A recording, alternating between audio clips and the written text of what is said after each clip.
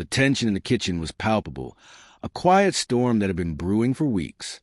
I could feel her eyes on me, sharp and searching, trying to measure my patience, my loyalty, my willingness to bend to her expectations. My wife, the woman I had loved, trusted, and shared so much with, had crossed a line I could no longer ignore.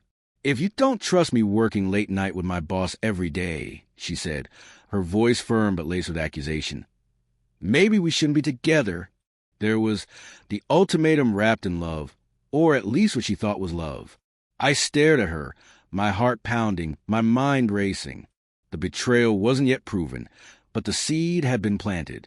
Her late nights, the whispered phone calls, the sudden need to be available for work at odd hours. It all screamed something I tried to ignore. I took a deep breath, forcing a calmness I didn't feel. "You're absolutely right," I replied, my voice steady, even as the storm inside me raged. Her eyes widened slightly, surprised at the lack of argument, at the absence of defensive protest she had been expecting. I saw her smile, small and confident, the kind that always had the power to disarm me. But it didn't work this time, because while she had been manipulating the truth, twisting her late nights into an image of professional dedication, I had been quietly watching, collecting clues, noticing patterns. The messages that went unanswered, the subtle changes in her demeanor, the way her phone seemed almost glued to her hand. I had seen it all. And now, for the first time in years, I realized I could no longer let her control my choices, my life, or my career. The opportunity had been there for months. A job transfer in New York, a career move I had been declining for her sake, for our marriage, for the idea of keeping peace. But tonight, with her ultimatum hanging in the air like a guillotine, I felt a strange clarity. I could no longer bend to appease someone whose honesty was in question, whose loyalty I could not trust. The decision crystallized in that moment.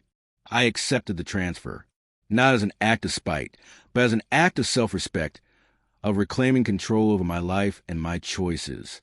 It was a quiet, precise strike, not explosive, not dramatic, but decisive.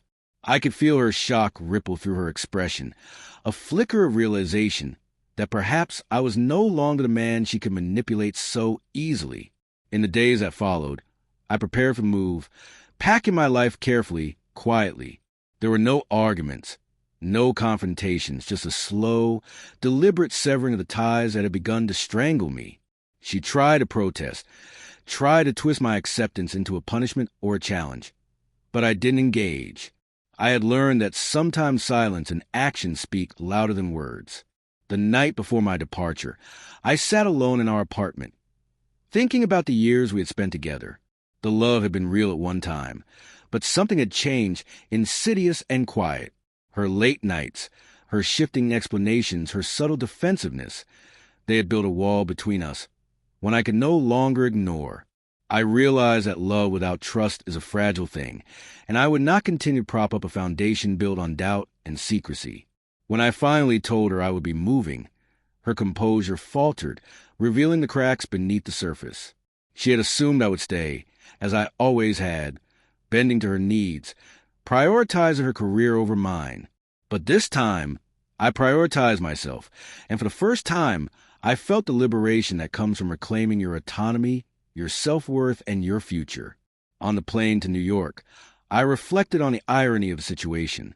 She had given me a choice, believing it would bend me to her will. Instead, it became the catalyst for my independence, my growth, and the beginning of a life no longer dictated by mistrust or manipulation. I felt a mixture of sadness and relief, mourning the relationship we had once shared while embracing the opportunity for a new beginning. In that city skyline, in the bustling street of a place that promised new challenges and new opportunities, I realized the power of clear boundaries and self-respect. I understood that sometimes the most decisive moments in life come disguised as confrontations or ultimatums, and the real victory lies not in proving someone wrong, but in choosing yourself. She would remain in the apartment, in the life we had built together, perhaps wondering if she had pushed too far. But I had moved on, not in anger, but with resolve. The betrayal, the doubt, and the manipulation had shaped me, strengthened me, and ultimately freed me. I was no longer a pawn in a game I hadn't signed up to play.